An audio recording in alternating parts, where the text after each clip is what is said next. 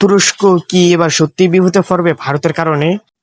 বন্ধুরা, আজকের ভিডিওতে এমন একটি ঘটনা নিয়ে রিয়েকশন করতে চাচ্ছি যা শুধু ভারত পাকিস্তান নয় বরং তুরস্ক পর্যন্ত ছড়িয়ে গিয়েছে।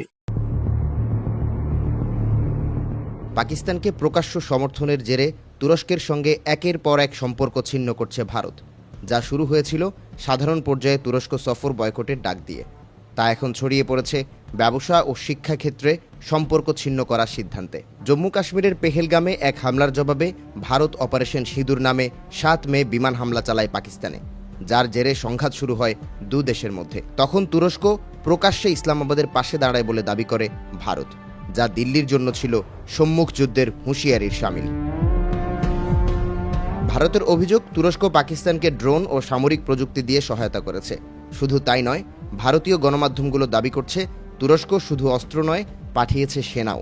পাকিস্তানের মাটিতে দাঁড়িয়ে ভারতের বিরুদ্ধে সরাসরি লড়েছে তুর্কি সামরিক বাহিনীর সদস্যরা। ভারতের প্রভাবশালী সংবাদ মাধ্যম ইন্ডিয়া টুডে দাবি করেছে, অপারেশন সিঁদুর নামের সামরিক অভিযানে পাকিস্তানের হয়ে লড়াই করতে গিয়ে নিহত হয়েছেন তুরস্কের 2 সামরিক কর্মকর্তা। সূত্রের বরাতে জানা গেছে, এই যুদ্ধে তুরস্ক কেবল ড্রোনই সরবরাহ করেনি, পাকিস্তানি বাহিনীকে ড্রোন হামলার কৌশল শেখানো এবং সেগুলো পরিচালনার কাজেও সরাসরি সহায়তা করেছে তুর্কি সামরিক উপদেষ্টারা। আর তাতেই চরম অসন্তোষ তৈরি হয় ভারতের নীতি নির্ধারক মহলে। এই ঘটনার পর তুরস্কের বৃহৎ গ্রাউন্ড হ্যান্ডেলিং সংস্থা চেলেবিকে ভারতের বিমানবন্দর থেকে নিষিদ্ধ ঘোষণা করেছে কেন্দ্রীয় সরকার। জাতীয় নিরাপত্তার প্রশ্নে এই সিদ্ধান্ত বলে জানিয়েছে বেসামরিক বিমান চলাচল মন্ত্রণালয়। দিল্লি ও মুম্বাইয়ের মতো গুরুত্বপূর্ণ বিমানবন্দরে পরিষেবা দেওয়া তুরস্ক ভিত্তিক এই সংস্থাটির নিরাপত্তা ছাড়পত্র বাতিল করে দেওয়া হয়। এছাড়াও জওহরলাল নেহেরু বিশ্ববিদ্যালয়, জামিয়া মিলিয়া ইসলামিয়া এবং মৌলানা আজাদ ন্যাশনাল উর্দু ইউনিভার্সিটির মতো বহু বিশ্ববিদ্যালয় ইতোমধ্যে তুরস্কের শিক্ষা প্রতিষ্ঠানগুলোর সঙ্গে চলতি একাডেমিক সহযোগিতা স্থগিত করেছে। ভারতীয় অনলাইন ট্রাভেল সংস্থা মেক মাই ট্রিপ জানাচ্ছে, তুরস্ক ও আজারবাইজান সফরের বুকিং 60% কমেছে, আর বাতিল বেড়েছে 250%। অনেক সংস্থা তুরস্ক ভিত্তিক ভ্রমণ প্যাকেজও বাতিল করছে সোশ্যাল মিডিয়ায় ভারতের তুরস্ক বয়কট আন্দোলনের চাপে।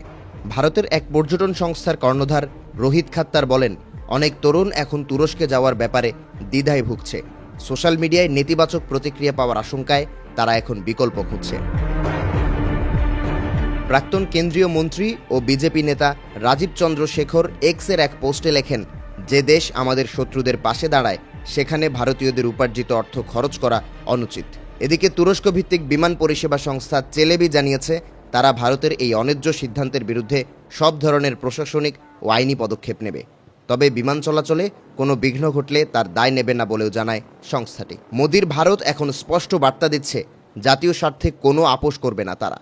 এমত অবস্থায় তুরস্ক ভারত সম্পর্ক আরও খারাপের দিকে যাচ্ছে বলেই মনে করছেন বিশ্লেষকরা। তাহলে আপনারা দেখলেন বাংলাদেশের মিডিয়াও এই বিষয়টিকে কতটা গুরুত্ব দিয়ে দেখছে।